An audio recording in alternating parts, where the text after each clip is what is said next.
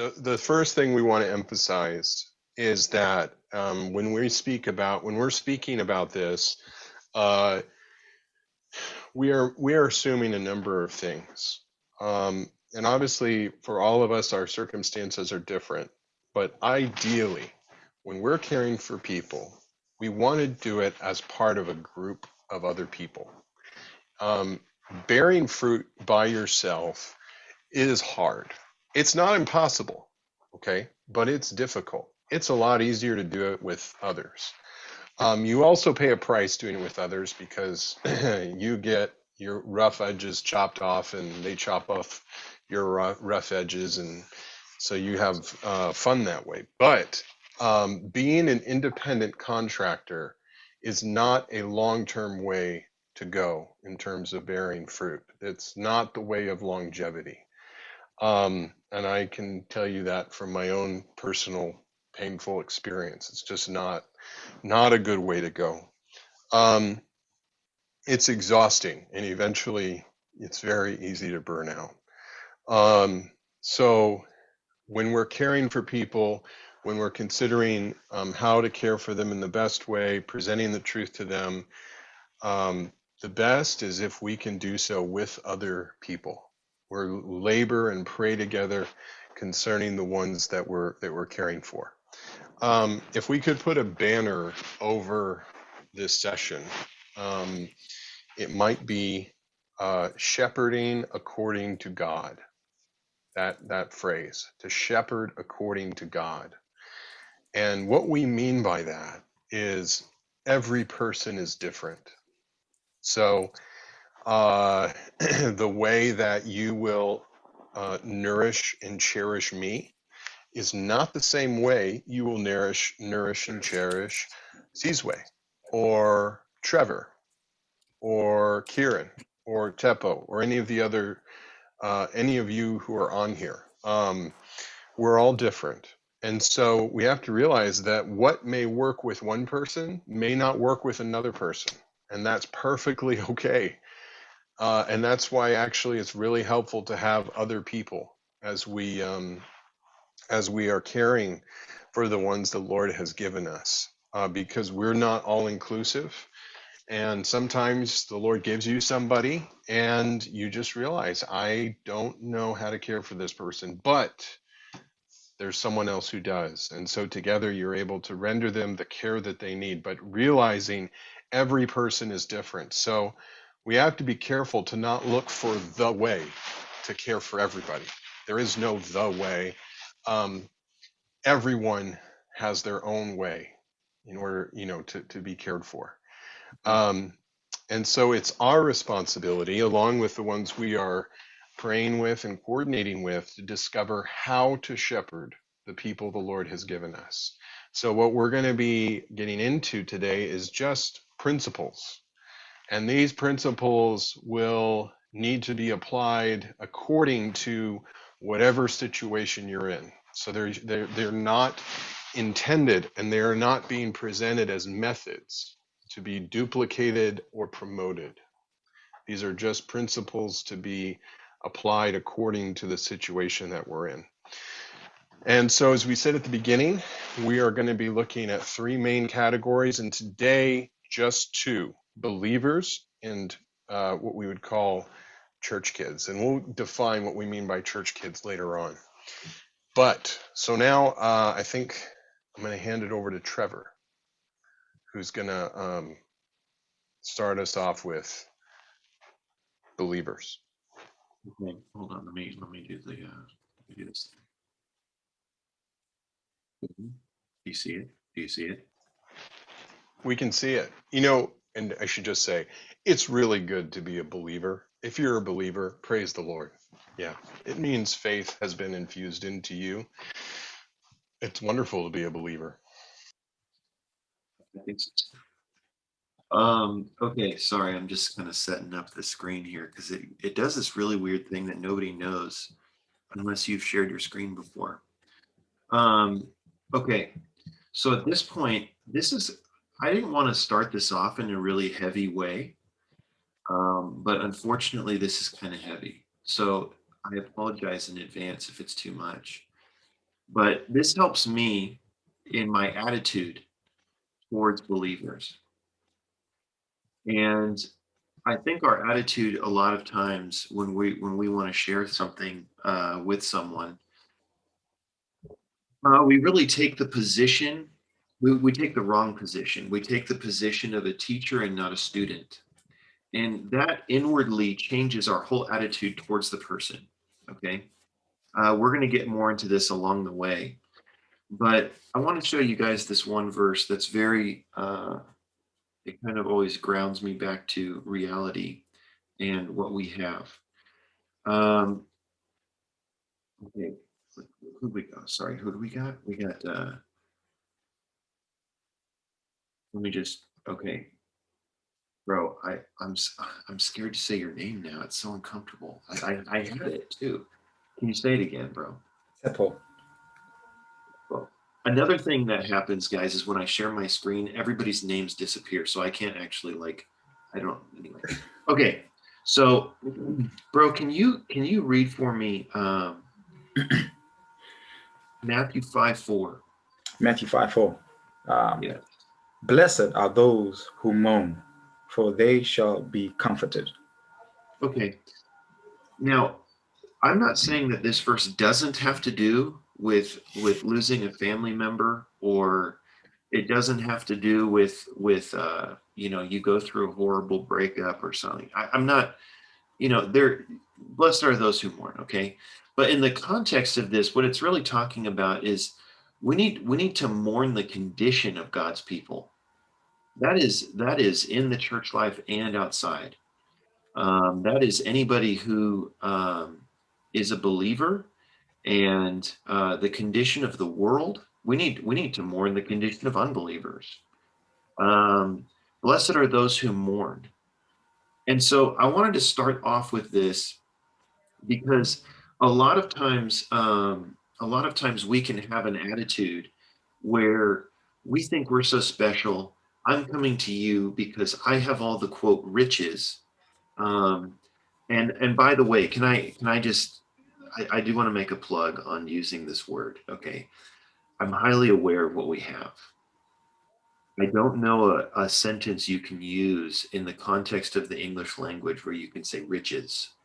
Okay, it's a very strange word to use around people. So I'm aware it's in Ephesians. I know the verse, but maybe refrain from using that. But anyway, the point is, I realize we have it. Okay, we have Joseph's storehouse, we have all this stuff, and we want to feed people. Okay, now what I want to go to next, bro, is can you read this verse? It's kind of the same context. It's Luke 6:21.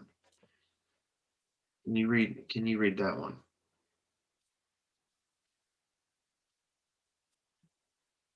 Oh, yeah, just stay unmuted, bro. Okay, no problem. Luke 6:21.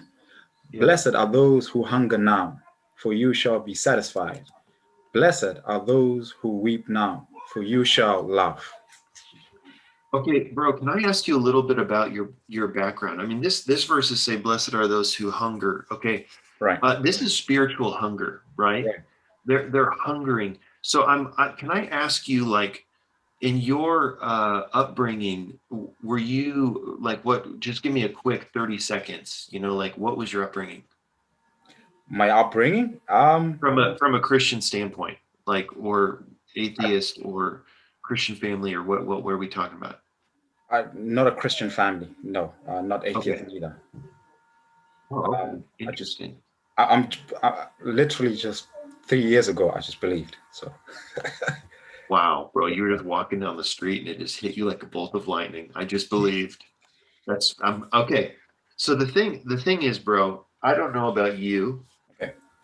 I don't know any more than you just told me, but my upbringing was, my mom is a pastor's kid, and we were really, man, we were given fire and brimstone. Okay, like I was not in a bad way, but anyway, Right. my mom got me saved in a very unique way. Um, I think I've shared it before, but I touched the stove, and then my mom just told me anyway. you don't want to do that for eternity, right? And then I was like, oh, what do I do? Anyway, so I was 5, and that's how I got saved. Was my mom led me to the Lord after I got burned physically. And so, okay, this is the thing. I realized after coming into the church life, I realized that there's a huge issue amongst Christianity, and what I'm talking about is denominations, okay? And the huge issue is they are all starving to death. Okay, they're starving to death.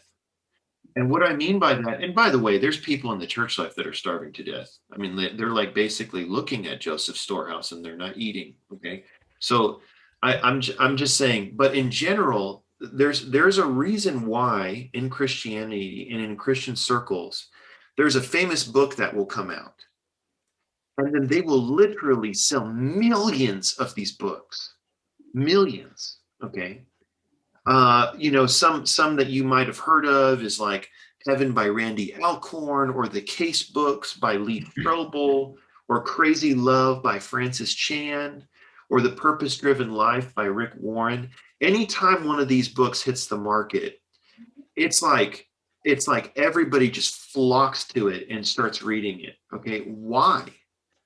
The reason is because they're starving. They're starving. Okay. And so this is the reason we're hitting this first. The reason we're hitting this first is I feel like a lot of times when I'm talking to saints or I hear them talking, okay, I make the same mistake. Sometimes we treat them like they're the enemy.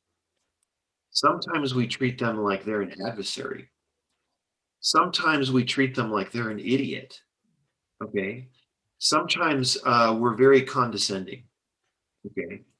There's a lot of different ways that our attitude, before we even start this, okay, our attitude matters. Our attitude matters. And the person that's receiving from us can get our tone a lot more than they get what we're saying. Okay. I can say I love you to my wife in a very loving way. I can also say I love you in a very, you know what I'm saying? It's like, whoa, bro, like I don't know what your problem is, you know? Okay, so I'm saying the same thing, but it comes out differently. And so we need to always watch our attitude and our tone. Okay, I have a little story for you. And this story has to do with a photographer that went to South Sudan in 1993, and his name was Kevin Carter. And he was touring South Sudan, and he ended up taking a picture of a child outside of a village. Okay. And he came back to the United States, and he sold this photo to the New York Times, and the New York Times published it, and it literally became a world-renowned photo in a day. Okay. It shocked the entire world. Okay. Now, this photo, I have this photo on my computer. I have it on my phone. And the reason why I have this on my phone and my computer is to always remind me constantly the condition that people are in. Okay. And I'm going to show this photo to you. Have you seen this photo before, bro? No. Have you heard of it? Okay. This is the photo. Okay, this is an African child in Sudan that is starving to death, and there's a vulture sitting there waiting for it to die. Okay.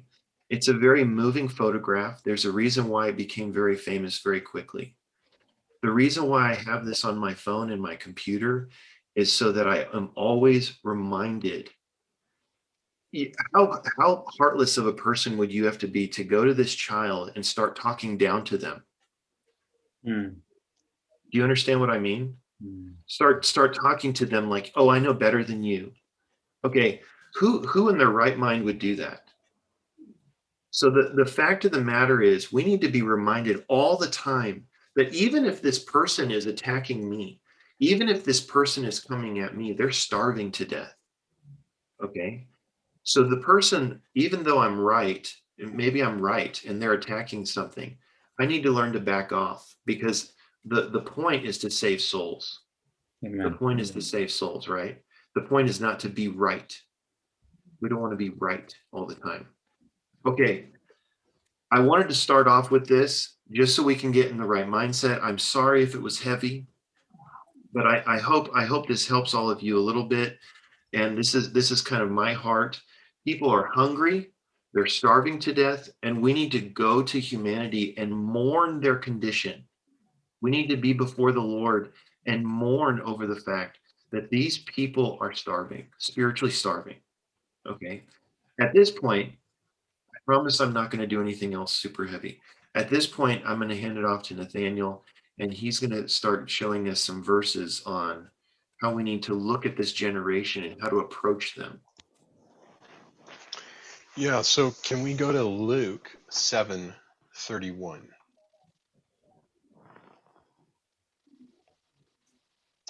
And let's see, maybe Sizwe, can we get you to read that for us? And Jesus said, "To what then shall I liken the men of this generation? And what are they like?" Mm-hmm.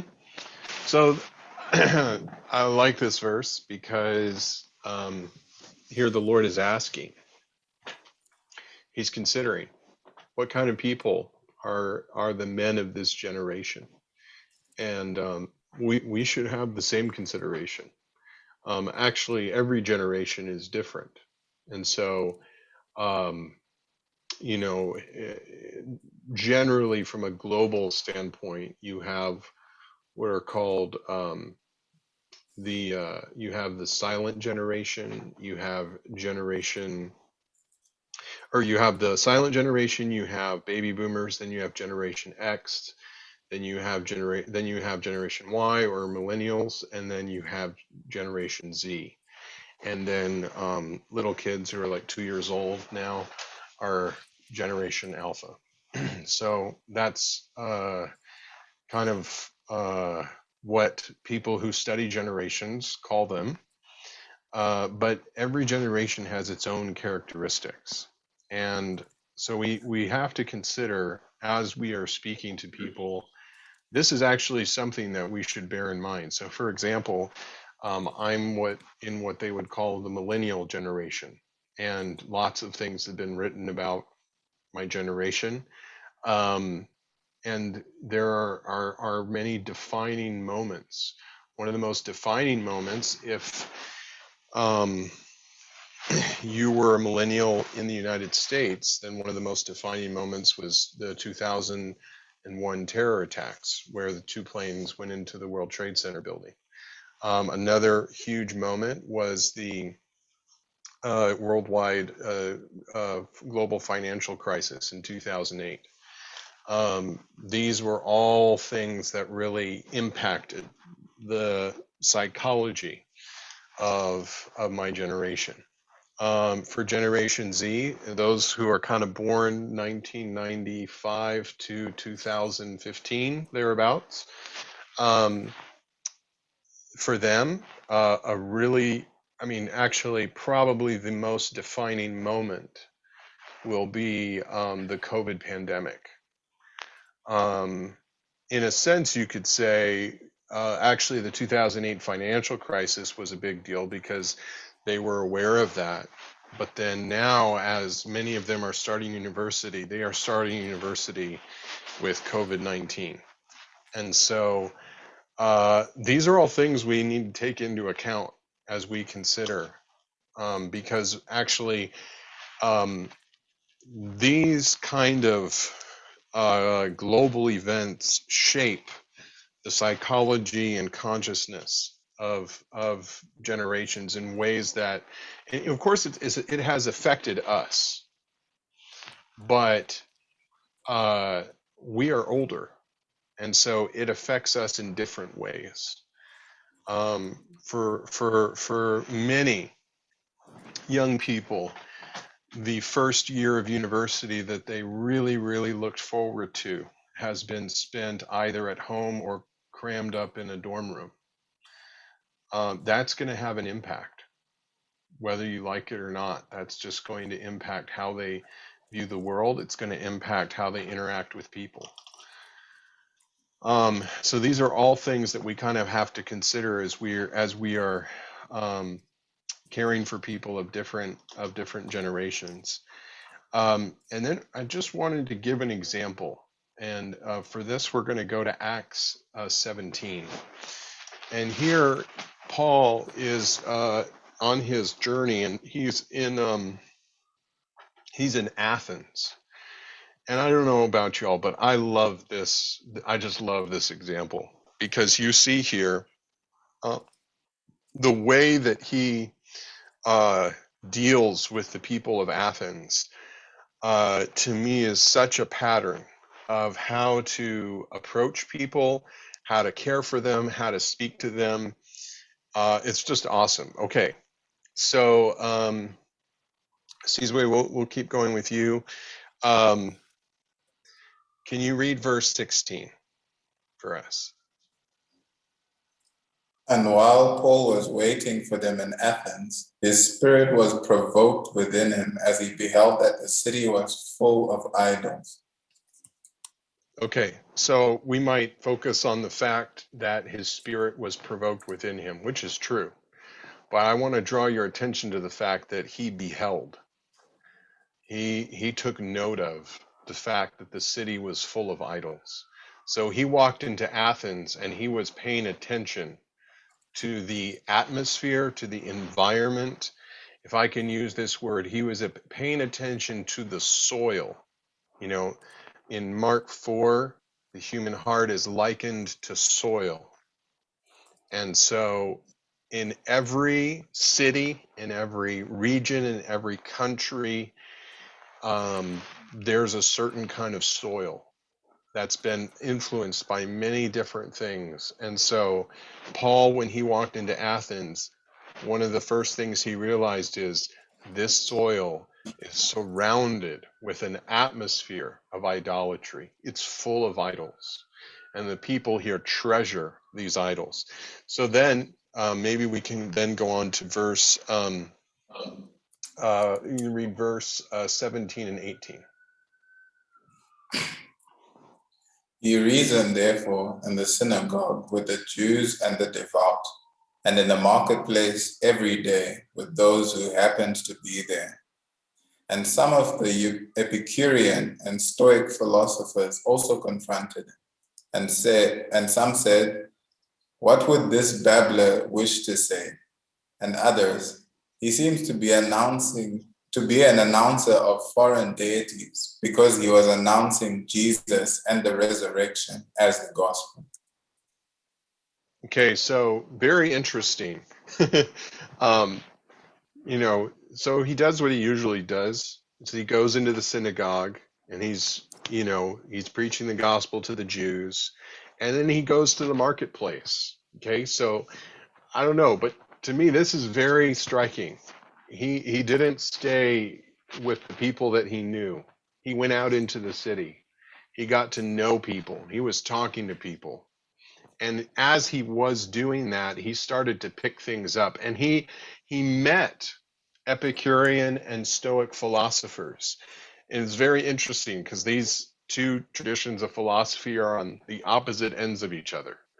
And so he's being confronted by the Jews, he's being confronted by the philosophers, and it seems like initially their view of him is he's a babbler. He's announcing a foreign deity. Okay, then it says, verse 19. Go on to verse 19.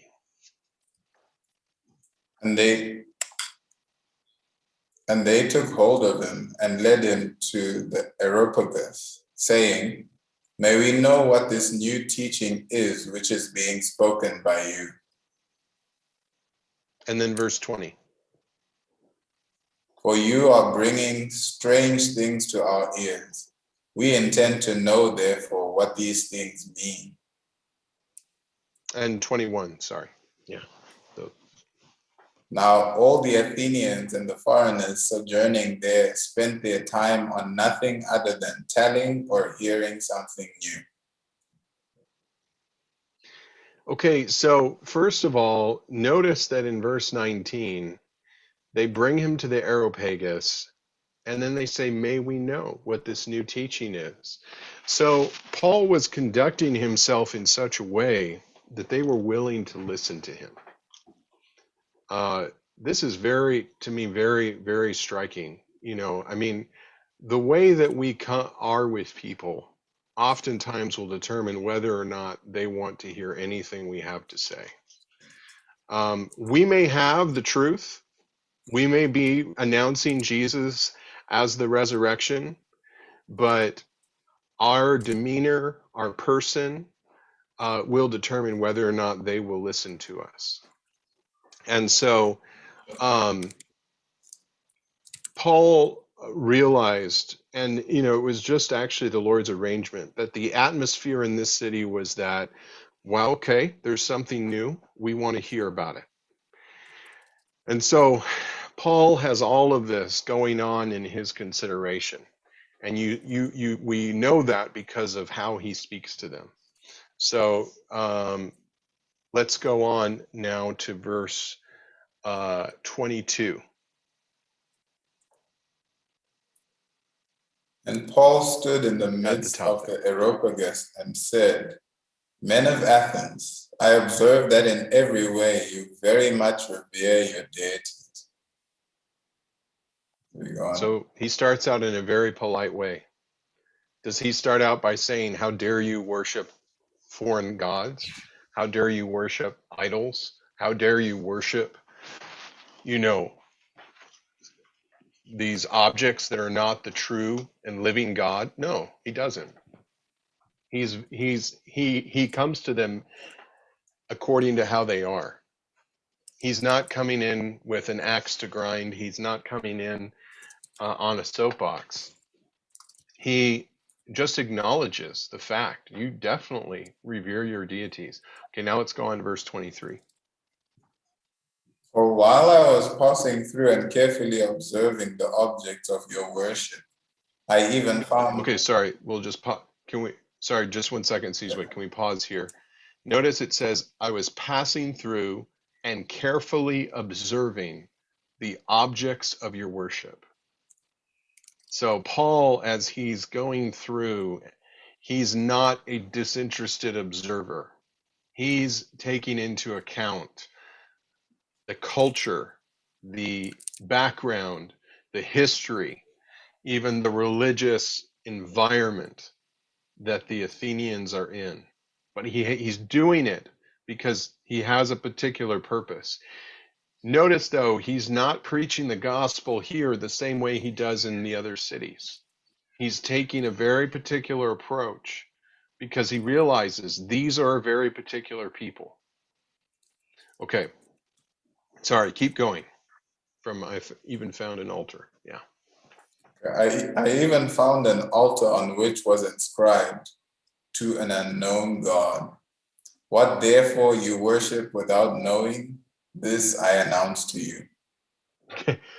I love this. And also, Trevor, if at any point you want to jump in, feel free to. But I love this because you realize as Paul was going through and looking at all the idols, when he saw that one, he realized that's my entrance. That's my entrance to these people, to an unknown God. He was looking, how am I going to bring the Lord to to the people of Athens? And when he saw that, he realized that's it, to an unknown God. So what you don't know, I will now speak to you. Because he also realized the atmosphere there was, they loved to speak about things that were new. And so what better way to introduce the Lord Jesus to them, to say, actually, in your midst, you have a altar to an unknown God, and you don't realize it, but that unknown God, that's actually the God of the universe. Isn't that a little sacrilegious? You know what I mean? Like, he's using an altar to an unknown God to talk about the Lord. I mean, just think about it. That's I'm not sure if we would have the boldness to do that. Okay, but Paul doesn't stop there. Okay, now he goes on in verse 24 and 25. He describes more and more concerning this God. And then so 24, 25, 26, and 27, and then go to 28. Okay, so for in him we live and move and are, even as some poets among you have said, for we are also his race. Oh my goodness, Sizwe, do you realize he just quoted a heathen Greek poet? That's He interesting. just quoted a heathen Greek poet in preaching the gospel. Isn't that mixture? Like, what's going on there? What is he doing? You know what I Wow. mean? And that's now in the scripture. Okay? The words of a heathen Greek poet are now in the Bible. All right. I think you understand to not take this application too far. But the point is, Paul, he was well versed in Greek culture, in Greek history, to the point that when he was preaching the gospel, he could quote Greek poets. He was observant of the situation in Athens. He incorporated all these elements into his speaking to them. Because in his speaking, he's doing two things. On the one hand, he's presenting the truth. But in the other hand, he realizes he has to shepherd their mind. He has to cherish them. He has to cause their heart to be open to them. He can come in the way he does, in Thessalonians and say, you need to turn from idols to serve the living and true God. That's not what he does here. He comes in and comes right alongside them, right where they are. You like foreign deities? Well, you know what? You have this one to an unknown God. I'm going to tell you who he is. It's the Lord Jesus. Oh, and by the way,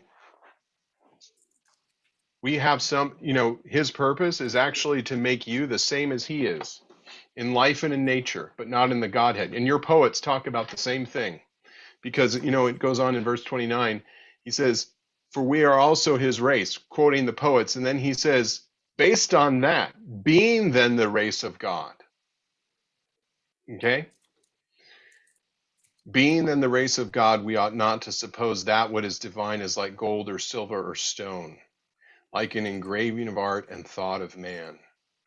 So here now he's turning things and he's exposing what it is that they rely on. He's exposing the idols. But notice he doesn't do it until verse 29. Okay? All right. And then in verse 30, he calls God charges men everywhere now to repent. 31, you have judgment. 32, the resurrection from the dead. Oh, no. Yeah, they heard about it. So now, what is the reaction? Some scoffed. Others said, we will hear you yet again concerning this. And then verse 34, but some men joined him and believed. And can we go down? Sizwe, can you read verse 34 for us? So, but some men joined him and believed, among whom also was Dionysius and Areopagite, and a woman named Damaris, and others with them. I've never met him, obviously, but I'm looking forward to meeting Dionysius the Areopagite. Because why do you think it says that? It's because he was at the Areopagus where Paul was speaking. So we know Wow. Paul's speaking reached at least one native Greek who was there. And I mean, he was identified as an Areopagite. So, the point is Paul's approach, the way Paul took, it's not that he compromised the gospel in any way. He didn't compromise the truth, but he came in a very wise way, considering the environment that he was in, and he cooked God's eternal purpose and presented it in a way that would open the hearts, open the minds of the people, and then minister Christ to them. So that's what we would like to learn how to do. That's what we're learning how to do all the time. We're learning how to shepherd people according to God. Okay, so I'm going to turn it back over to. Okay. Yeah, Acts 17 is one of my favorite chapters in the Bible. Okay, at this point, we're going to transition into some kind of more practical, hopefully more practical things. So let's see here. Steppo, bro. I got it? I got it? Okay. Yes. Hey, bro, I have a, you're in the Bible school right now. I have a question for you, bro. I've got a trivia question. In the book, Character of the Lord's Worker, what Right. is the chapter title of chapter 1? I have not read the book. It's okay, bro. It's okay. It's okay. This is the chapter title is actually Being a Good Listener. Right. Okay. I find this kind of astonishing because you'd think Character of the Lord's Worker, it would probably be like being most constituted in the word, or being really good at serving people, or all this, I don't know, you could probably come up with a bunch of things. Good at getting people to read the Bible. It's actually, bro, chapter 1 is listening, and I think it's fascinating because why do we need to be good listeners? Why? Yeah, why would you say we need to be good listeners? I would say to really understand what people are actually saying. Okay, I agree with you. Okay, I have another trivia question for you, bro. How old was Jesus when he was a boy and he ran away from his parents and got caught in the temple? Like a famous little story. Is he not 12? He's 12. Okay. So this is okay, bro. I'm getting excited about this. These two verses are literally two of my favorite verses in the Bible when it comes to how we approach people. I can't think of a better two set of verses in the entire Bible that teaches you. Hey, by the way, a 12-year-old is teaching you this, okay? That teaches you how to approach people. Now, let's get the context here. Let's pretend that you're 12, okay? And I just put you in a room full of like the top theologians on the earth. Okay, you're 12. Right. Okay. Do you think they're going to listen to a 12-year-old? Definitely not. No way, bro. No way. No way. But somehow the Lord gets them to listen to him. Okay. So we have to study the scripture and see what he did. Can you read verse 46? 46. Okay. And after 3 days, they found him in the temple, sitting in the midst of the teachers, both hearing them and questioning them. Okay. The first thing he did was he was hearing them. Okay. He's listening. He's listening to every single word they're saying. And then what he does, and this is a skill that I can't even tell you, saints, we've got to develop this skill. I need to listen to you and I need to question you based on things that you're saying. Okay. I don't just sit there and listen to you, and I see a lot of people do this. Okay. I've been serving for a while now. I've had a lot of appointments. I see a lot of people doing this where they sit there and listen and they do like, hey, let's just get through the Let's just get through all the small talk. Okay. Listen, I'm not a fan of it either. Okay. I don't like small talk. Like let's get real as quickly as possible. Okay. That's kind of my style. But oh, hey, what city did you grow up in? Oh, yeah, where'd you go to school? Yeah, oh, that's cool. That's cool. Any of your other friends come from that city too?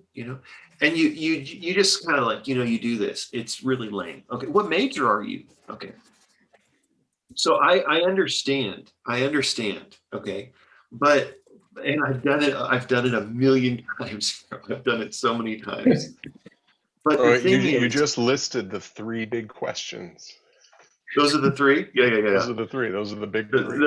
It's like man, they're in the back pocket. It's like and then they'll say like, oh, engineering, and you're like, oh, that's so cool. Anyway, and then you pull out a ministry book. Okay, so this is the thing. This is the thing, bro. That is not very effective. For one, they don't feel like you love them at all. Right. Okay, you care about them at all. Ah. You actually just became a book salesman in about 30 seconds. Okay. And I didn't sign up to be a book salesman. So the thing is, bro, the thing is, what we need to do is we need to sit there, we need to hear them, we need to do exactly what the Lord did. We sit there and we hear them, and then we question them. Okay. Okay. Now, an example of this is, I'm just throwing this out here. Okay. I can give you a short story. I can give you a short story as a kind of an example. Okay.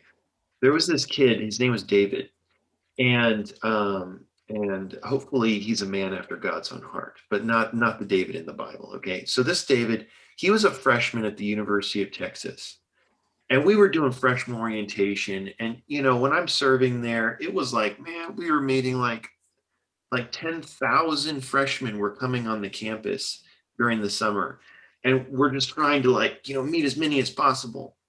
And so I sit down and I have lunch with this guy, and he signed up for like Bible studies and stuff. And this was like the 400th time I went through those types of small talk questions. And I got to be honest with you, I was starting to get bored. So what I did was I kind of came up with this.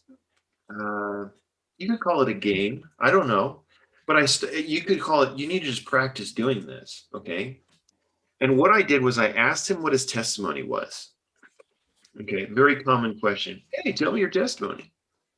You know, and then he starts telling me his testimony, right? Okay, I didn't say anything. I just listened. But while he was speaking, I just came up with different launch points in my mind based on his testimony of places I can go, okay, in the conversation. I'm not interrupting him. I'm just thinking about these things. And I was tallying them up in my head, okay? And by the end, I had 14 launch points, okay? Places I could go. He talked for a while, okay?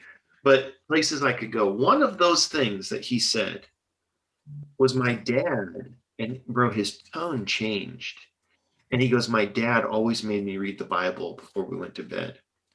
And then he just kept going with his testimony. And bro, I zeroed in on that so hard. I zeroed in on it. And I said, okay, David, I noticed this is when he was finally done talking. Okay. I didn't take the conversation where I wanted to go. Okay. I didn't take it to, okay, now I need to show you the three circles. Thank you for sharing me your testimony. I'm going to share something with you now. Okay. What I did was I actually asked him, I was like, David, your tone changed a little bit when you started talking about your dad forcing you to read the Bible. Are you bitter at your dad? Okay. And things got real really quick, you know? And he kind of just paused and he just said, well, yeah, I'm pretty bitter that he forced me to do that. And I said, okay, does that bitterness leak over to your other father who's in heaven? Okay, then, and bro, it's okay. Awkwardness is actually fantastic, by the way, during an appointment. Okay. If I just continuously talk and I don't pause and I wait for the person to think, nothing's actually getting in. Okay. Right. So I just paused and I asked him, and it's awkward sometimes. You just have to sit there and wait and let them think about it. And he said, yeah, actually, I'm kind of bitter at the Lord too.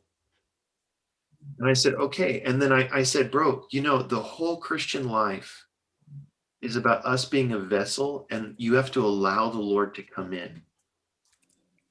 And so he has to eradicate that bitterness in you because it's a rock in your heart. And so I started to go into this whole thing about allowing the Lord to come in. I went to Revelation 3:20. He stands at the door and knocks. All this stuff. Ephesians 3:17. He wants to make his home in your heart. So I start talking about this, but I'm relating it to his actual experience. Mm. And I said, the Lord is the ultimate gentleman, and he does not want you to be bitter.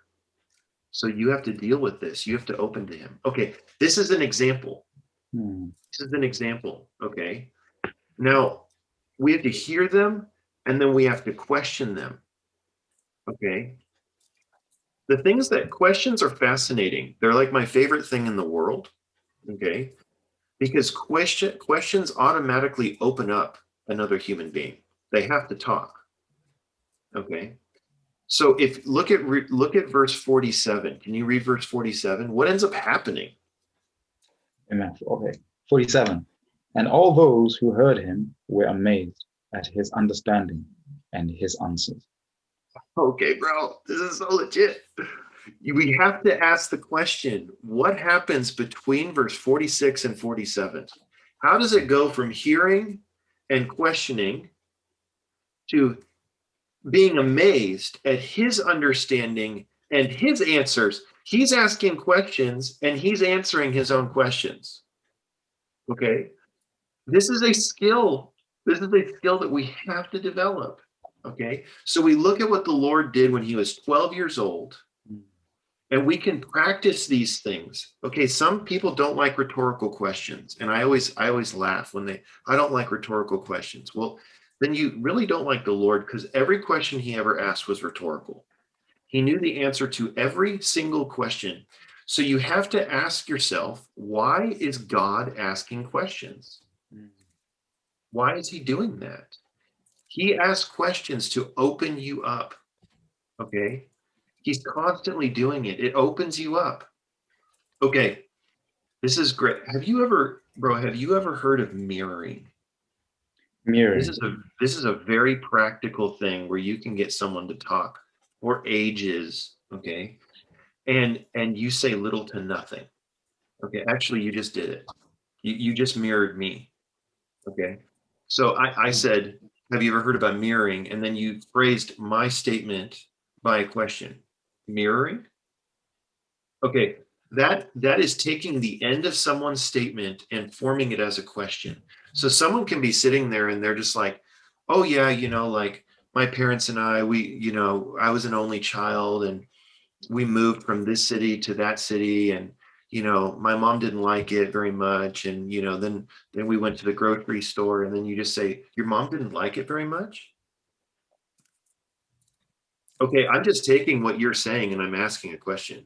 Okay, this is a very, very easy thing. I heard this story where this guy, he went on this retreat with his wife, and he didn't want to be on the retreat. He just thought it was really boring. It was like some yoga retreat or something. And he didn't want to be there. So all he did was mirror people the whole weekend. Okay. And every single conversation, he was just mirroring people. And by the end of the weekend, everybody was going up to his wife saying how much they love her husband. Like, Greg is so awesome. He's like my favorite person in the world that I met this weekend. And nobody knew anything about Greg. Okay. Because all he did was mirror people the whole weekend. And the wife was really upset. It was a really funny story. Okay. At this point, we need to be good listeners. Okay. The number one thing is, I meet you. Let's say I meet you on the street. I don't know what you need.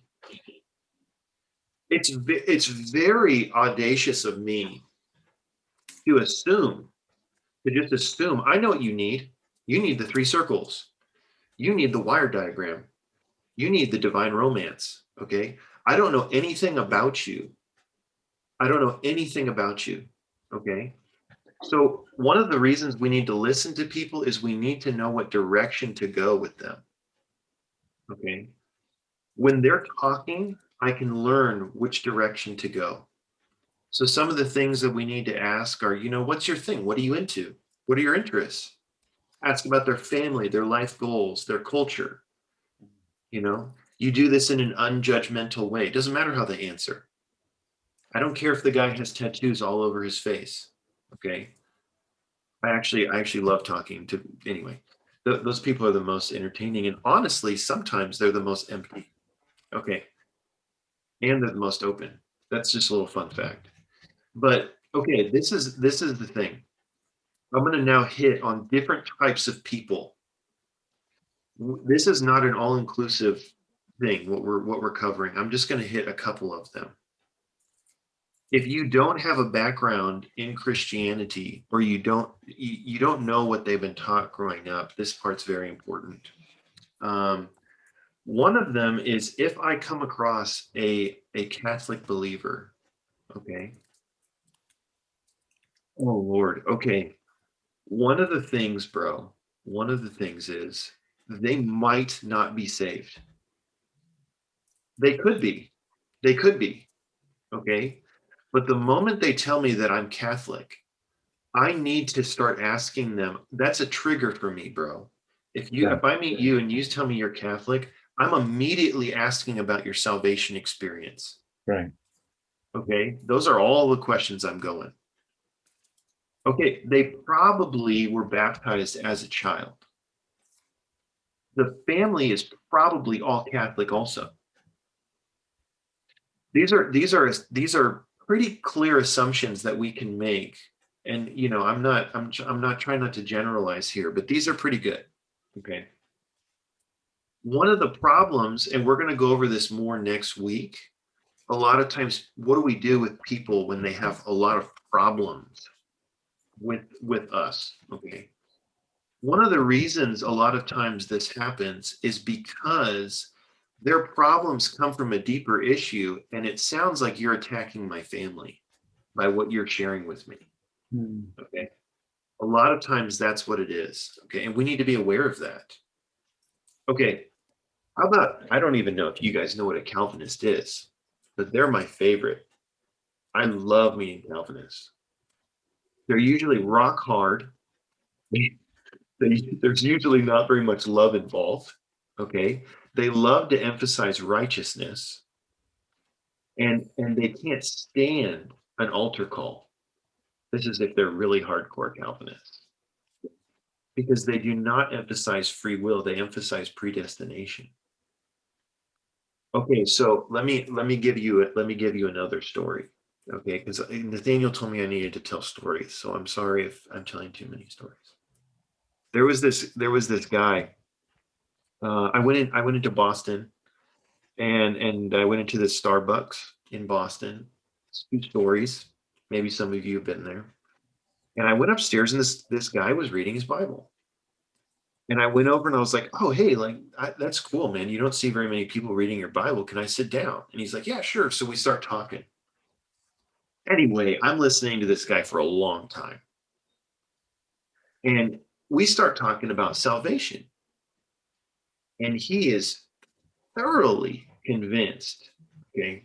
He was kind of a Calvinist, but I don't really know what he was. He had some very strange beliefs, Anyway, he was very convinced that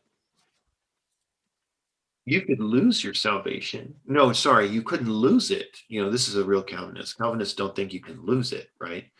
What they think is you were never saved in the first place. But if you're saved, you can't lose it. But you don't actually know if you're saved.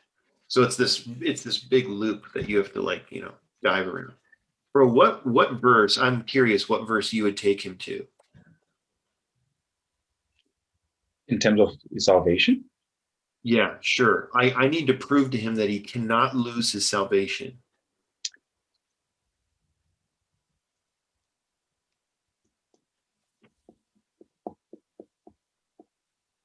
You're gonna have to help me here.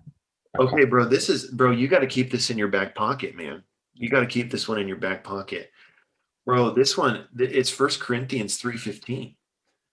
There's you don't want to get into parables with people, because a lot of times that's all based on interpretation. Paul is not interpreting anything here. Can you read 1 Corinthians 3:15? 1 Corinthians 3:15. If anyone's work is consumed, he will suffer loss, but he himself will be saved, yet so as through fire. Okay, bro.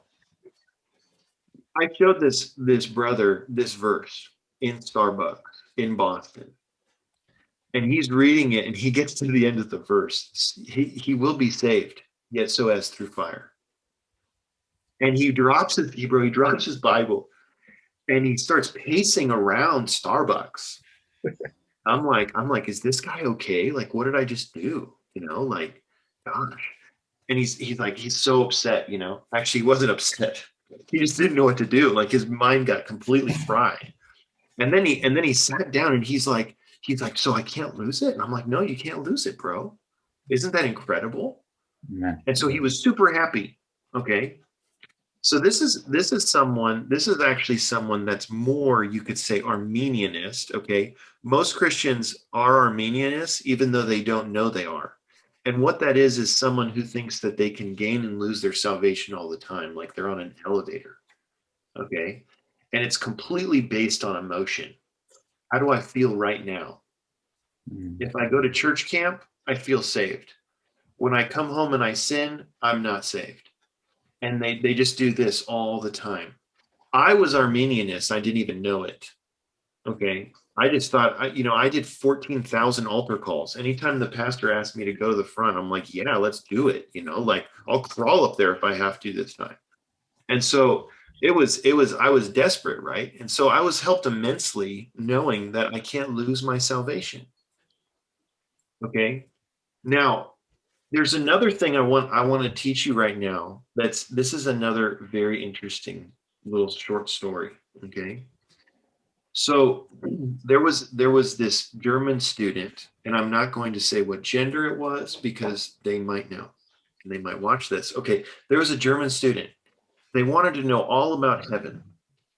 Okay. And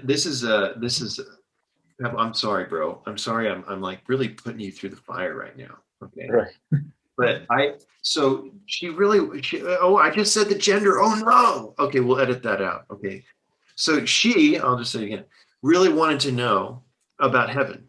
And I'm like, okay, that's cool. That's cool. Like, can you give me all the verses? Give me all the verses. Okay. And so this story is more reading into the question that they ask. Right. Okay. What they actually need to know. This is the kind of skill that we need to develop also. So one of the things was she goes through all these verses, right? I think it's okay that I say it's a she. She goes through all these verses. And then she ends up texting me this question. I'm going to text you this question. Okay. And I want you to tell me what direction you would go. Okay. Okay. And this is kind of a loaded question, bro, because basically you need to see, what does she not see? Okay.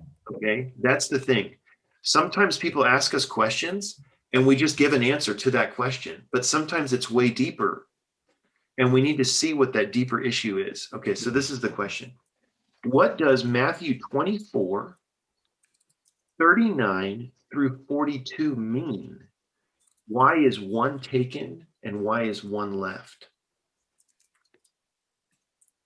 Okay, so these are the people like at the mill and they're, and then boom, one's and they're gone, So I just gave you the context of the question. Okay, what direction would you go, bro?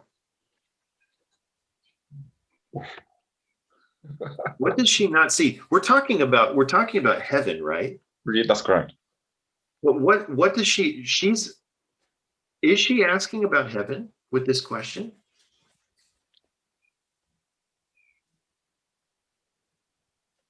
Is she asking about heaven with this question? Right. Is it related to heaven? No, it's not related to heaven. Okay, what is it related to? It's kind of, that's the rapture of those. Okay, bro. See, now you're cooking, bro. Now you're cooking. So what direction do you need to go? The side of the rapture. Okay. Okay. Okay. So there's two raptures, right? There's That's two correct. raptures. Yeah. Okay. So first of all, she doesn't know that. Mhm. Probably. I can probably assume that she doesn't know that. I didn't actually know yet. Okay. But the deeper thing that I immediately knew when I got that question, she doesn't know anything about the kingdom. Okay. Right. She doesn't know anything about the kingdom. And actually, even though we're talking about heaven, she won't actually see heaven until she sees the kingdom, because this is actually blocking.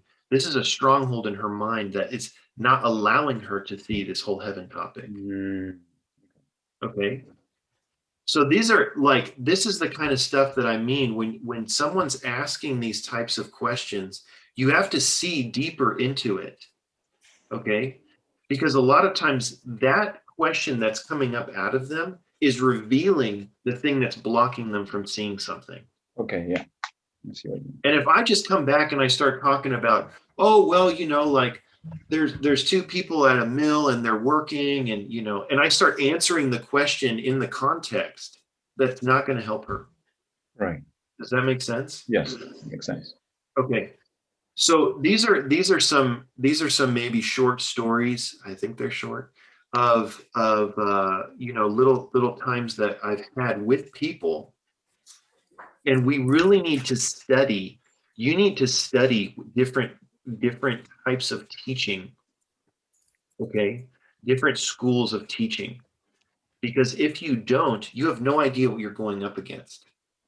Okay. Right. It's essentially what you're doing is you have a little pistol and there's a tank coming at you, and you're shooting your pistol hoping that the tank blows up. Okay.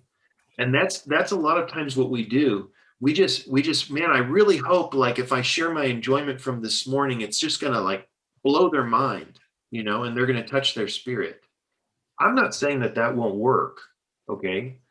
But that's literally like shooting the bullet down the barrel of the tank as it's firing and it blows up in there. It's like very rare. It's very rare.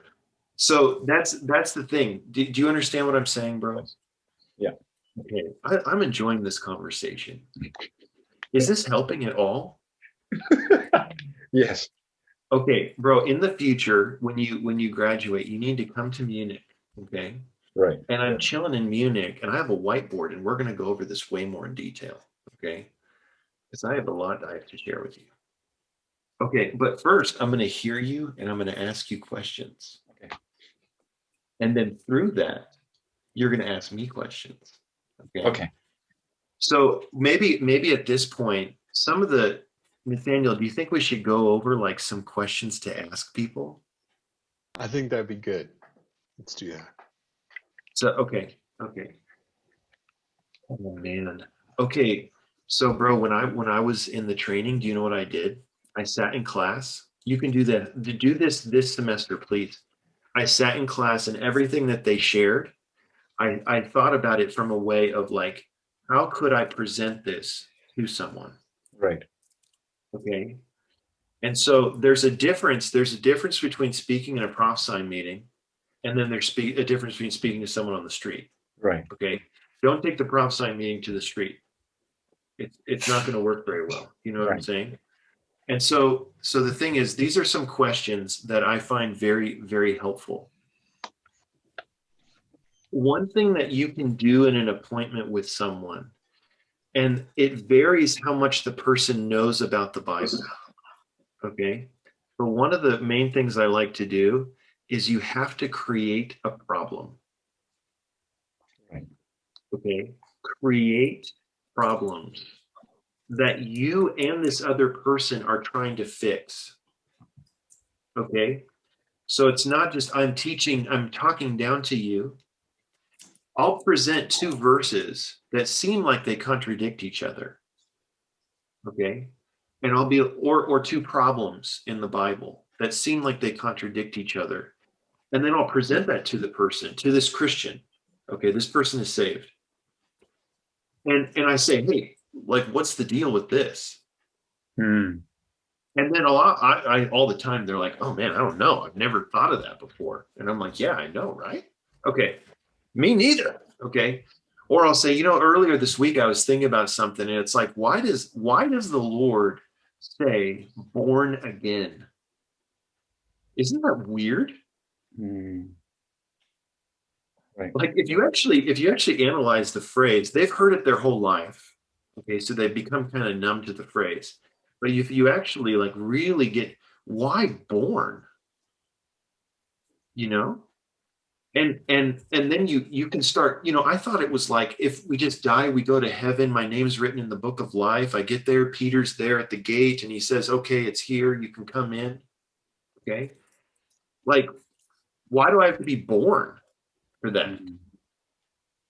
And so basically, I'm playing off of things that they know that they can relate to from their growing up. And then I ask them questions like this. Okay. One of the most common ones that I like to do, bro, and maybe you can help me out with this. Okay.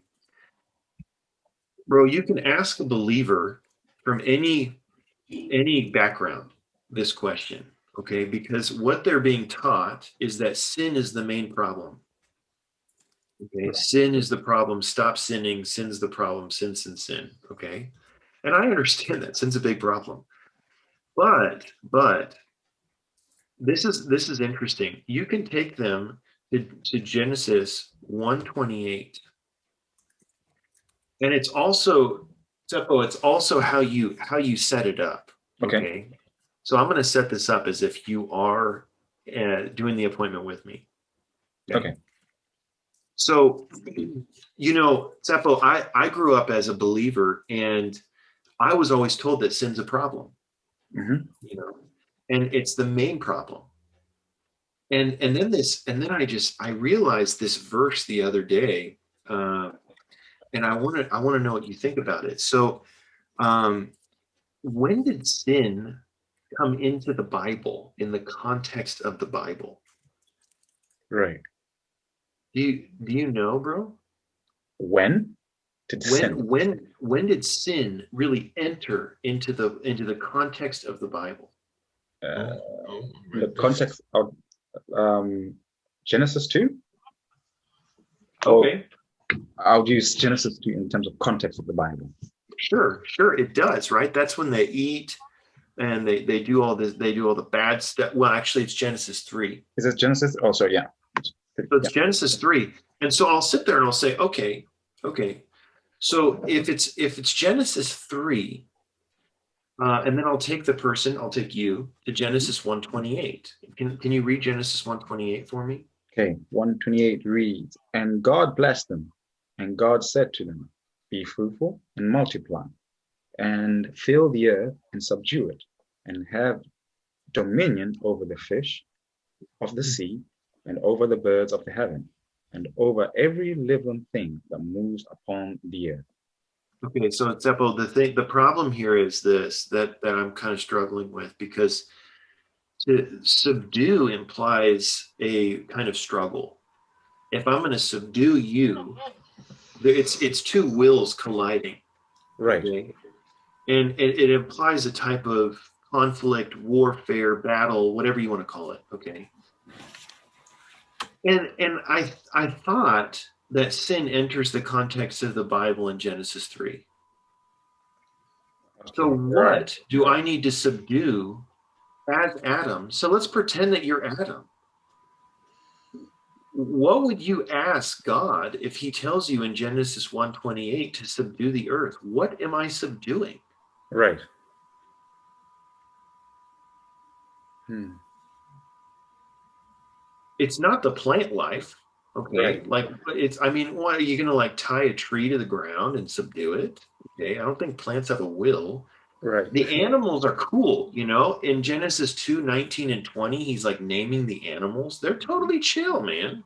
There's no problem with the animals. He doesn't need to tie a giraffe to the ground and subdue it. So what do you think he needs to subdue, bro? his adversary, which is Satan, or the serpent. Okay, bro. Okay, so this is awesome. This is awesome because you should never talk more than a few minutes before asking a question. Right. Ever. The person will tune you out, right? So I've asked you this question, right? Right. And we've come to the conclusion now. Actually, you came to the conclusion. I just kind of led you down the path that it's actually Satan. Yeah. Okay, so I didn't tell you, hey, based on Genesis 1:28, we have to subdue Satan. Because in your flow chart that's in your brain as a Christian growing up, it just bounced out. Right. Yeah. Okay. No denied, boink, and it just bounces out. Okay.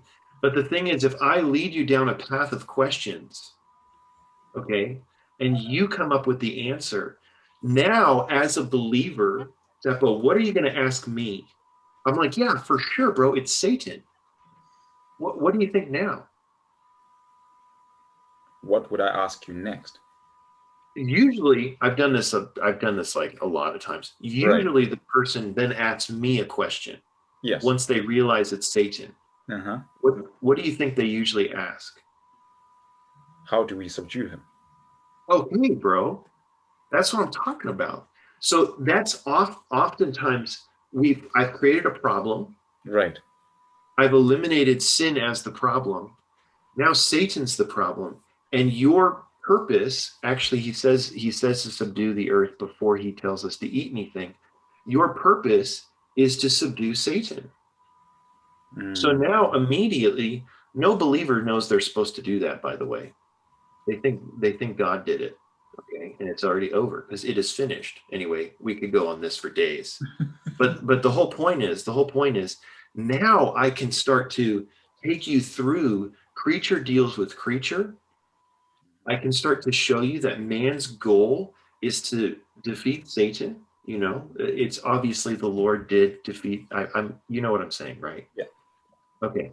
So, and then eventually I can lead this appointment down to the ground of oneness.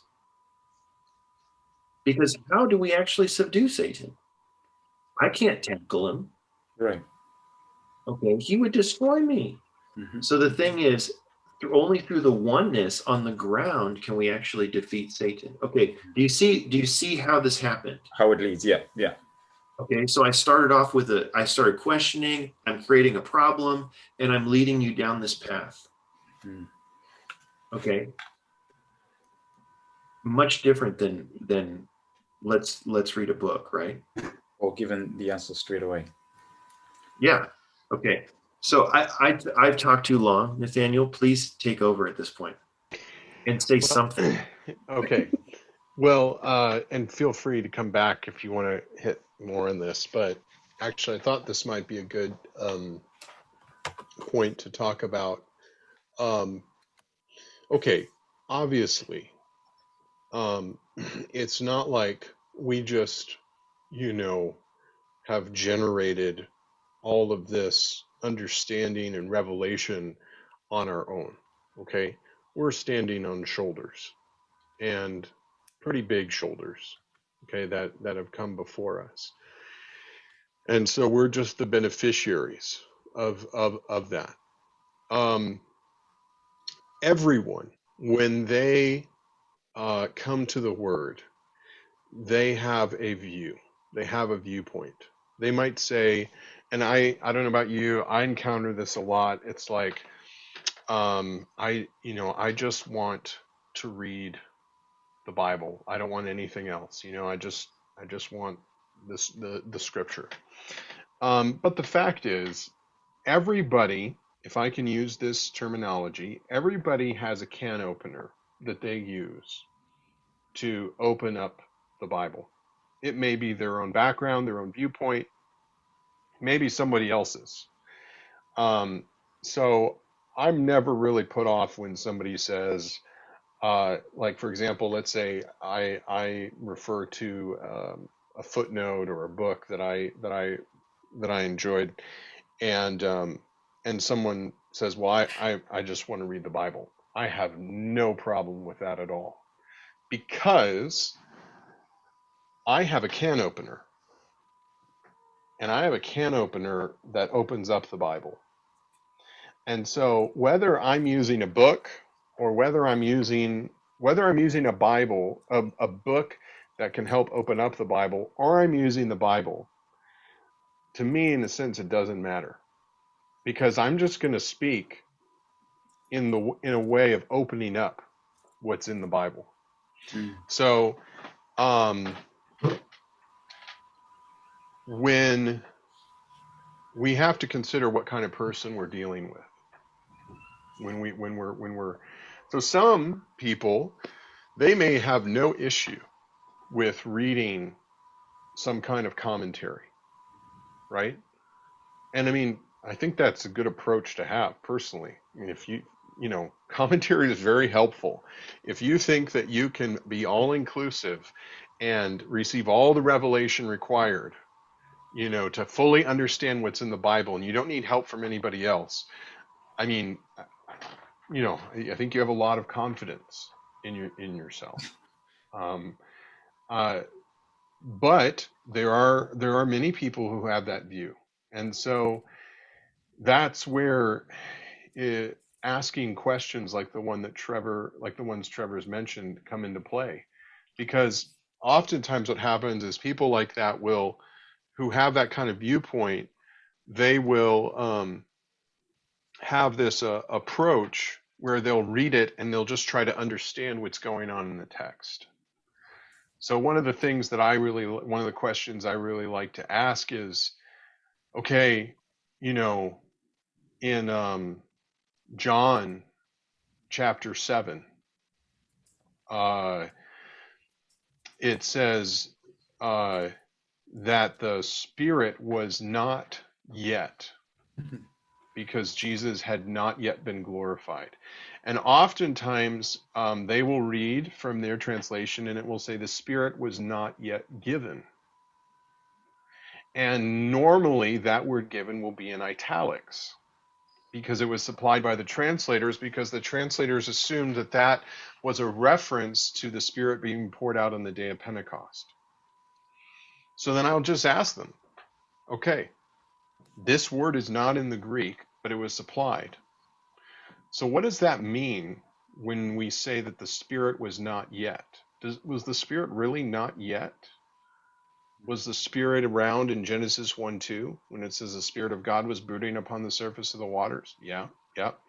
So then what it does is it causes them to realize, well, okay, maybe I don't know everything that's going on here. Maybe there's a lot of stuff that's going on in the Bible beneath the surface and I need help.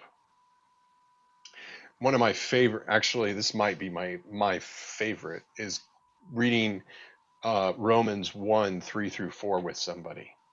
I love doing that, because essentially you're asking someone the same question that the Lord asked the Pharisees. How could David say, my Lord, when the Messiah is David's son? How does that work? Okay. And then we go through very carefully Romans 1:3, and you see that he's the seed of, you see, first of all, he's the son of God. And then you say he's the seed of David. And then you see in verse 4 that he's designated the son of God again. You're like, whoa, hang on a second. I thought he was already the son of God. Why does he need to be designated the son of God? Okay. What's going on there? Okay. And then, you go to John 3:16. He's the only begotten Son of God. You go to Romans 8:29. He's the firstborn Son of God with many brothers. Okay, now my question to you is, how can the only begotten Son of God have many brothers? So you ask questions like this, and eventually people start to realize, if they're open, because I've also encountered people who just aren't open. Okay, and that's cool. I'm not trying to push anything. But if they're open, they'll start to realize, I need help. Okay? Right. Now, I have not arrived at any of these things on my own.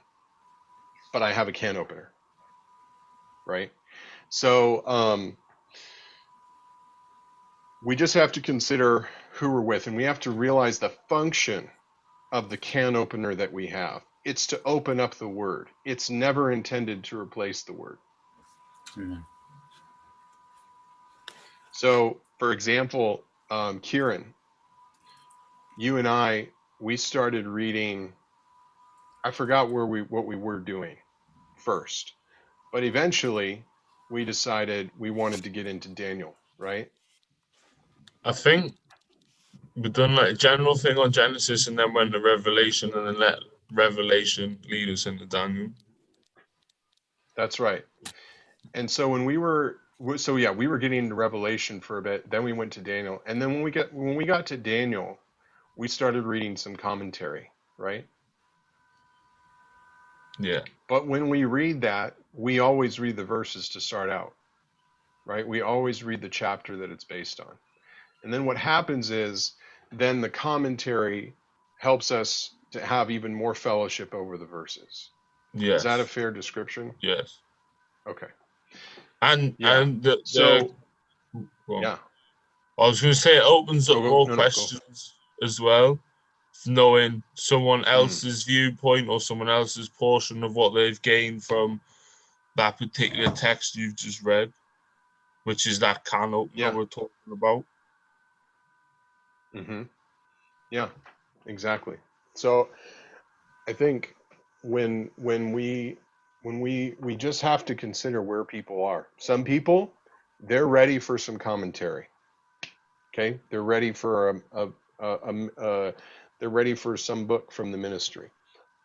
But actually, most people that I've met, they need to be fed the ministry through the word, and that's not a contradiction.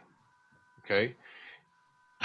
Because the ministry opens up the word. The whole point of the ministry is to bring us to the word. So part of it, what we have to learn how to do, and I know it's not easy, and it may require more preparation, but and to me, I always take it as a challenge, as a positive challenge. If someone doesn't want to touch any kind of commentary, then I just take that from the Lord. Lord, I'm just going to speak the riches that are in the word to this person. Amen. And we're going to have a great time. Anyway, so I don't know, Trevor, if you have any more on that or any of the other things. Yeah, I mean, instead of defaulting to using ministry books, you could probably default to not, as far as initial contact with the person. It's just you're really opening up a can of worms a lot of times when that's the initial thing, because most Christians are going to start asking you, who is Witness Lee, who is Watchman. If you don't know how to answer these questions, you just walked into a wasp nest. And so anyway, yeah, and the point, everything that Nathaniel says is totally true. I mean, like, we're supposed to become the books, that should be the main goal. Anyway, yeah, I like where this is going. This is good. I have a question for Sezway, bro. Steve Way, bro, are you unmuted? I am. Okay, bro, tell me what you would say if I was giving you my testimony, or no, actually, if you asked me, when did you become a Christian or when did you become saved? And my response is, I was born into a Christian family. What would you say? When did you choose the Lord for yourself? That's a good one, bro. I like that, dude. So some people think that Christianity is a race, like Judaism. And if I'm born into a Christian family, therefore I'm saved. And that's just what they've been taught. So they never actually had a very personal experience like bro, that was a perfect question. I love it. So this way he's ready, bro. He's ready. We can just end now. Okay. Nathaniel, do you want to move on? I really think we could talk about this for days, but maybe we should move on to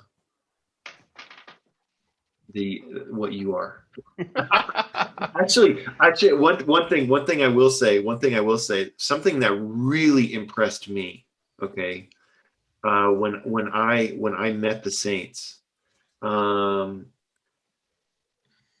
was so philosophical that it's funny that how Nathaniel was. We were just talking about the ministry books. I was so philosophical. I didn't want to use the Bible. Okay, and so let alone the books, And the brother who was taking care of me, he came over and he opened up his Bible and he's like, "Okay, so do you have any questions?" And I closed his Bible. This is a massive exposing of me. Man, wow, I was messed up.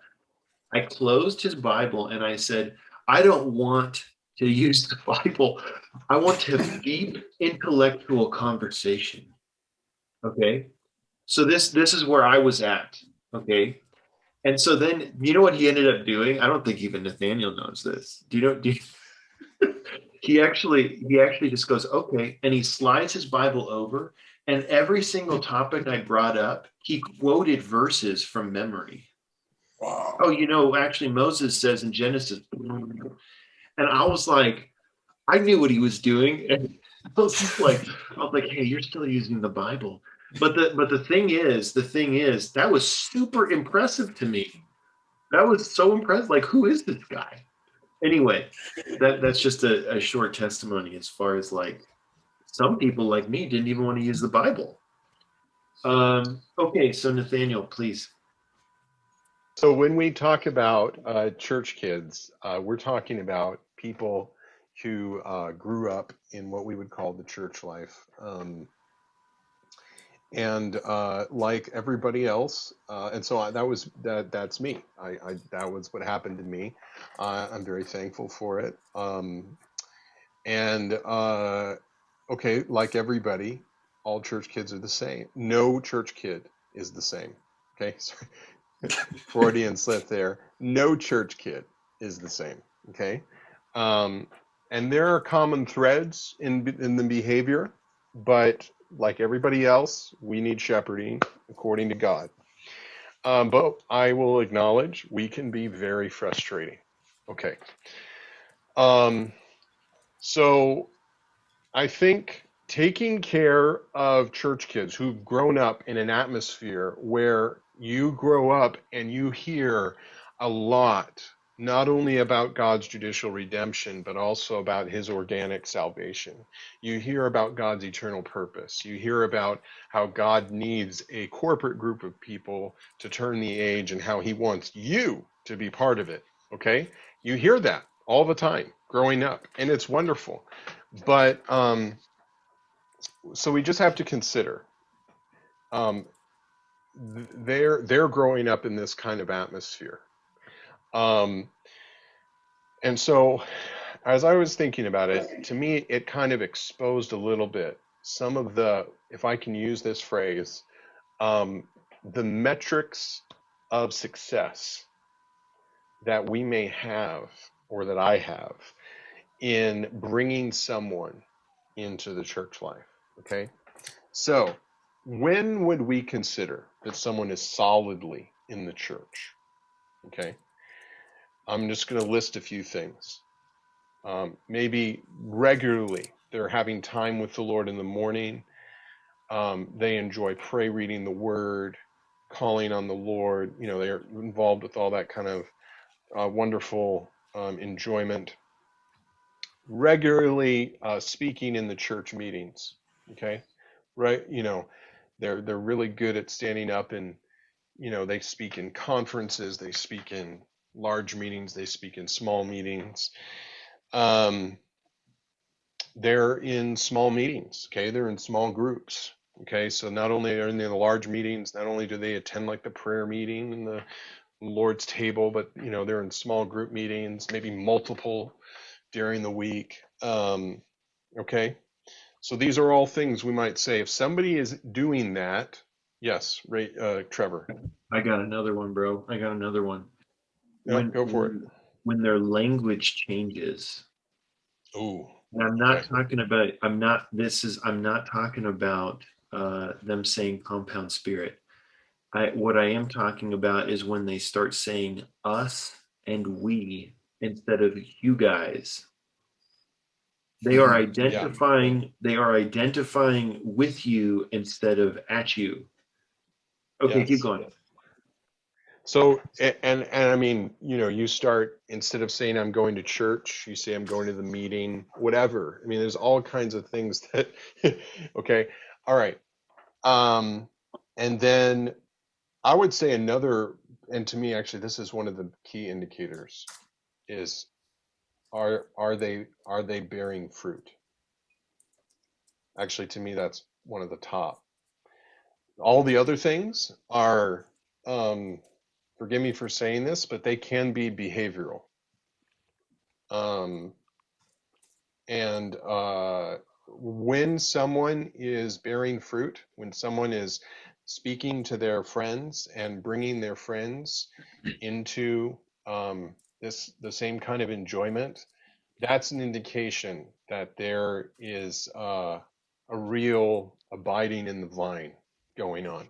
Okay, so I'm not going to be speaking about caring for church kids who are what we would say maybe are healthy, who are very positive. They may have problems, they may have issues, but they can go and open up to people in a very positive way. They don't generally live a double life. Okay, I'm not talking about those ones. I'm talking about many that I've cared for. They might be disenchanted, disgruntled, or they might just be living a double life, or they may not even realize what their own condition is. They might think they're fine, but actually, there isn't much reality there. Okay, so because they are in a culture, they have grown up in a culture, but there hasn't been a kind of connection where they've really found the Lord and they've kind of been extricated from the culture. They don't measure themselves based on all the things that they're supposed to do. Instead, their measurement is based on their living relationship with the Lord. Okay, so why is this difficult? Okay, and why does this expose kind of our metrics for success? Because church kids grow up in the culture of the church life. So they can do many, many things without actually having that much reality, without actually experiencing the Lord that much. And I'm saying this not pointing at other church kids, I'm saying this pointing at myself. I'll tell you this story.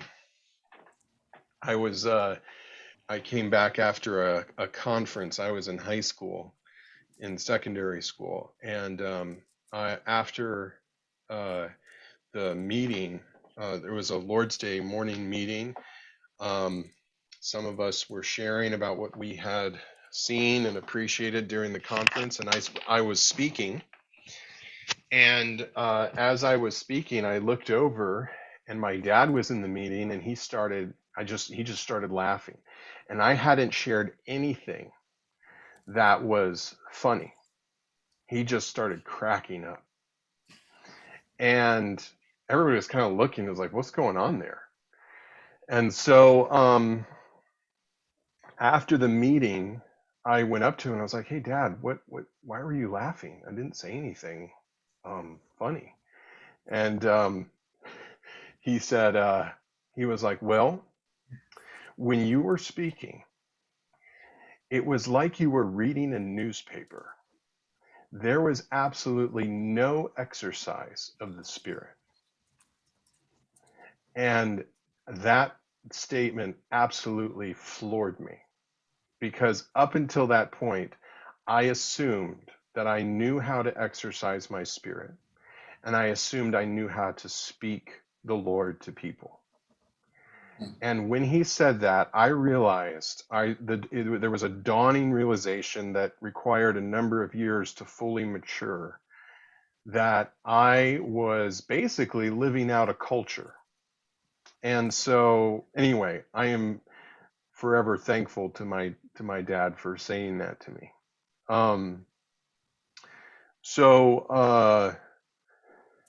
Anyway, I could say a lot more. So in other words, when you're with church kids, they may be good at speaking in public. They might get really good. They hear something in the meeting and they can just, in their head, they pull out all the relevant points and they can stand up. They go like this and boom, they've released a wonderful prophecy. Everybody's really happy. But the question is, how much reality is really there? I'm not saying this to call them into question. I'm saying that they themselves know what's real and what isn't. And just because someone is talking the talk, we shouldn't assume that everything is okay because they grew up that way. So in other words, care for them is really, a lot of times, really hard because you have to throw away everything that you normally, if you see someone who comes into the church life and they're doing all these things, you kind of feel kind of happy because, they're speaking, but to apply the same thing to a church kid, you might be making a mistake, and you might actually be missing the fact that inwardly they're very, very confused, and inwardly they might even be hurting, but they are caught because everyone has an expectation of them. Everyone expects them to be a certain way, and they no longer have the life to be able to match that, so they have to fill that up with performance. That's really sad. And I mean, I'm not speaking about anybody on this call. I'm speaking about myself and my own experience. That was my experience, and it was the experience of many of my peers.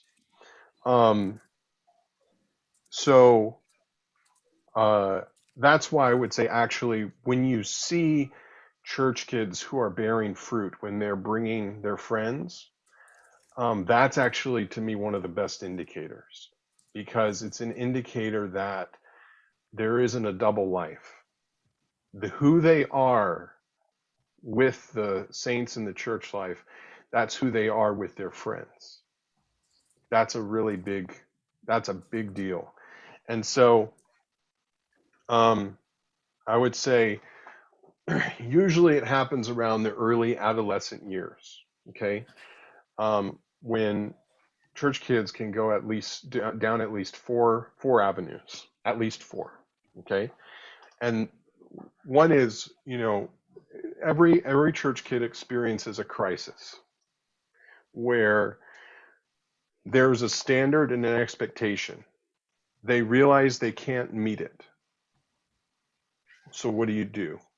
And the reason why they can't meet it may be because they really want to do something else that other people that they feel they shouldn't do, but they really want to do it. So now, how do you deal with that? Okay, maybe you're able to open up to someone and then you can get through it. Or you start to see a divergence. Okay, they're living one life, but now there's a divergence between life at home and life with the saints and life at school. Or there might be just an attitude. It's like, well, I don't care anymore. I don't care what people think. I'm just going to do whatever I want. And then, a lot of times they get labeled rebellious or, whatever. I love rebellious church kids because at least they're being genuine. Okay, I love church kids who don't care about what people think because they are being genuine, and it's really easy to take care of people who are being genuine. it's really difficult to take care of people who are hiding. I'm not going to get into all the things about what causes the divergence. That could, there's many reasons, but the result is that eventually you can, and I've seen this, somebody they come to, so let's say they'll come to our locality, and they say all the right things, okay, and I don't react. I just love them and have them with us. And over time, you begin to realize, you see, well, they say one thing, but they live in another way. So then the question becomes, how do you care for someone like that? How do you help them? And so I am no expert. Um, I'm a recovering, not saying this as a doctor because I'm a recovering patient myself. But as a recovering patient, one thing I would say is that for church kids, you have to they can smell we can smell an agenda a mile away, a mile and a half, 2 miles, 100 miles. We can just smell it. It comes through text, whether it comes through conversation. So taking care of church kids is really difficult because you have to be pure in your motive. You have to not want them to be anything and not want them to do anything. You just have to love them for who they are. And that can be really difficult sometimes. Especially it can be difficult for people who have come into the church life because their feeling is, well, you are a very privileged person. Why don't you see it? Why don't you get it? What's wrong with you? Okay. Or, and this is really hard, a lot of times it seems like people can be just transactional. It's like, hey, how are you doing? I was like, I'm good. Oh, okay, cool. Hey, you want to come to the meeting tonight? Man, I can't tell you how many texts. Okay. It's like, well, why did you text me? Okay, so for most people, that doesn't seem too bad, right? It's just simple. I just asked you, you want to come to the meeting? But for church kids, it's like, you don't care about me. You have no interest in what's going on. You literally just texted me because you want me to show up to the meeting. Okay, I might show up, might not, whatever. But my impression is you don't care. Okay, now that may not actually be your feeling, but that's what they hear. That's what I hear. That's what I heard. And church kids are like this. I was like this a lot, and I'm not trying to generalize to every church kid but I'm in my speaking, I'm considering not only myself but a lot of others that I know. And we look around and we see people going crazy over new people who come in, and it's like, no one's taking care of me. Why is no one taking care of me? Okay, so that may seem a bit self-centered, all right, but this is actually a pretty common affliction. And maybe can we go to Luke chapter 15? Can we share the iPad and go to Luke chapter 15?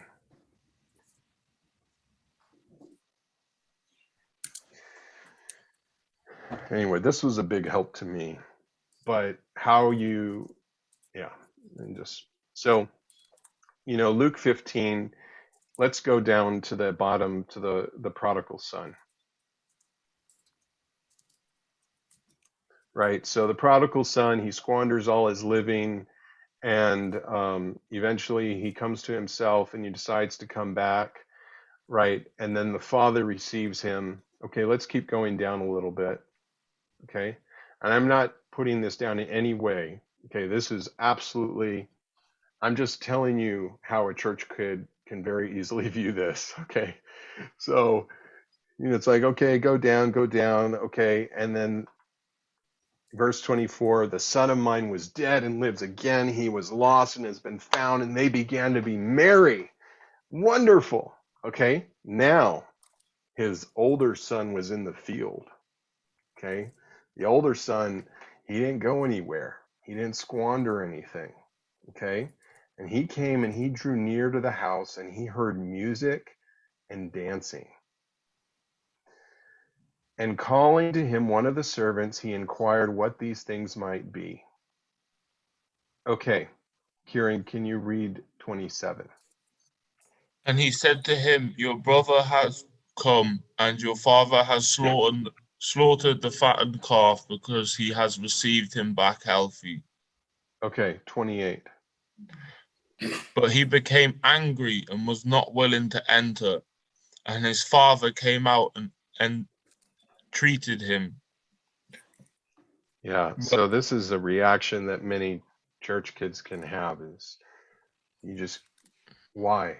Why are you caring for all these other people, but you never did this for me, right? So that's what he says in verse 29 and verse 30. Okay, you read that, verse 29 and 30. But he answered and said to his father, behold, so many years I have been slaving for you, and have never neglected a command of yours, and you have never given me a goat that I might be merry with my friends. But when this son of yours came, who devoured your living with harlots, you slaughtered for him the fattened calf. Okay, so just notice, you have never given me a goat that I might be merry with my friends. And then he says, but when this son of yours came. So whose son is that? That's the son of the father, right, Kieran? Yeah, Is that also his brother? that's also his brother. So he should be as happy to see him as his father. Yeah, right? Should be. But then he says, who devoured your living with harlots.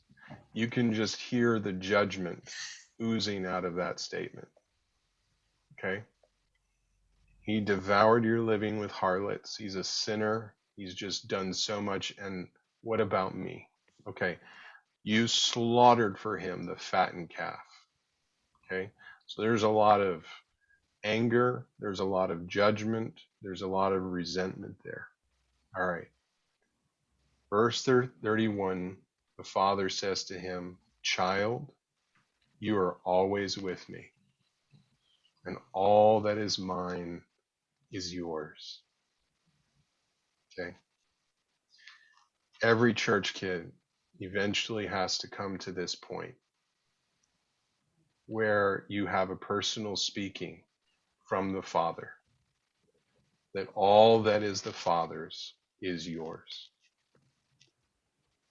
So this was my experience, because for many reasons, and I'm not going to get into all of them, but for many reasons, you can become very bitter,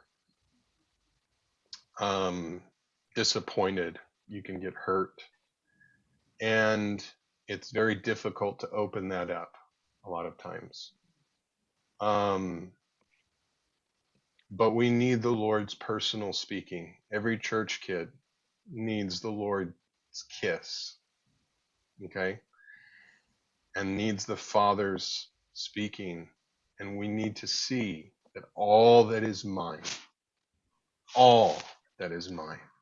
is yours. The thing about church kids growing up is that it may take a while to realize what you have, what we have. Mhm. And having people tell you, like, don't you realize what you have, is not helpful. It just, it's like, it's I don't know exactly what to compare it to, but it's just not helpful. I need someone to show me the humanity of Jesus. I need someone who won't just tell me about all the riches, but they will be that to me. They will show me just a normal, divinely human person who loves me no matter what. And oftentimes it's through that kind of person that I will see the Lord, and I will find the Father's voice. And then I'll realize everything that I grew up with, all that I've inherited, it's always been mine. And now I can take it, and I can enjoy it, and I can become it. Okay? But that's why I say that caring for church kids is not easy, because they just have a particular kind of background. And I guess I'm biased because that was me. It still is me. Trevor still has to take care of me. But at the same time, because of having gone through all that, I have a lot of empathy. I just realize it's not easy. And I'll never forget, I was in a conference, or it was this massive international training, and I was with this young brother who'd grown up in the church life, and we were just, and everybody's so excited. Everybody's really excited. It's an awesome time, and everybody's enjoying the Lord. And I realized, he was saying everything, but there wasn't a connection between his spirit and what he was saying. And so we started to just talk, and I just was asking questions and probing a little bit. What's your experience been? What's it like where you're from? And then before I knew it, he just started to weep. And then I realized, actually he had come to that time under so much pressure. He had come under so much pressure. He had to enjoy the Lord because people were looking up to him and people were expecting him to do that. And he wasn't doing it according to the standard that he expected of himself. And so eventually it was just too much. So, but once he got through that and all the expectations and standards fell away, he was able to enjoy the Lord no problem. So there's something else I'd like. I don't know, Trevor, if you have anything else. There's a little quote that I want to read a little bit later, but I don't know if you have anything else at this point. I think what Nathaniel's saying is really true. Like they need to feel loved, cared for. They can see it coming from a mile away that you have some kind of agenda. All that stuff is very. I've just, in my experience of doing home meetings with them, oftentimes I've realized that they know a lot of the terminology, but they haven't ever had it really pieced together. So a lot of times we would do kind of like dive sessions in my living room, and they would get blown away as much as the new people, because it's like, whoa, I've never seen it put together, like the puzzle put together.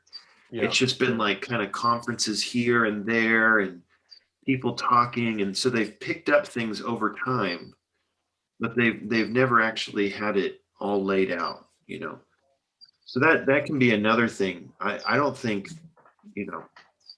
obviously there's a lot of cherishing that needs to happen, but there's also a lot of I've met a lot of very, very seeking church kids who want to know stuff, Well, I'll just maybe just make two other comments. One is that I think a lot of times, whether we like it or not, church kids can sort of grow up with a kind of, call it like a gospel of sin management, where it's like essentially a list of do's and don'ts. And so even though we try to present things kind of in an organic way, eventually it can kind of be interpreted, unfortunately, as like, well, do this, don't do this. There's these standards, these regulations, you do that, you're good. And then the problem is that it causes a lot of young people to then experience just a lot of guilt and failure and shame. And in that, I think a lot of times is often inevitable because we are all fallen human beings. And so the key is what happens when you have failure? How do you deal with it? Okay. And so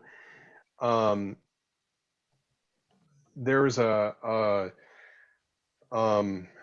someone who was doing a study on generations, and they made this comment. I really, really appreciated it. And the comment was this: doubt is not what kills faith. Silence is.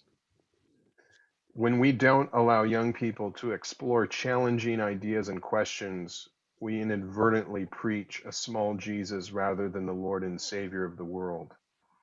Instead of, so in other words, giving young people, giving church kids, anybody really, giving them an atmosphere, a place where they can just open up and be who they are,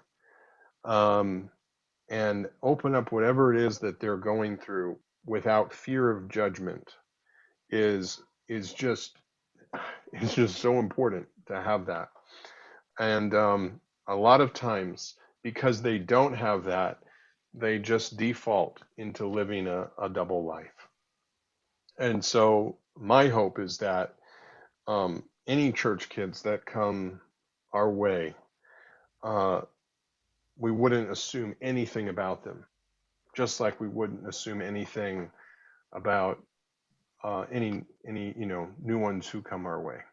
We just realize this is a person, they have a particular background, particular history, and I need to be open to the Lord and open to the ones I'm with, to learn how to care for them, to learn how to shepherd them according to God.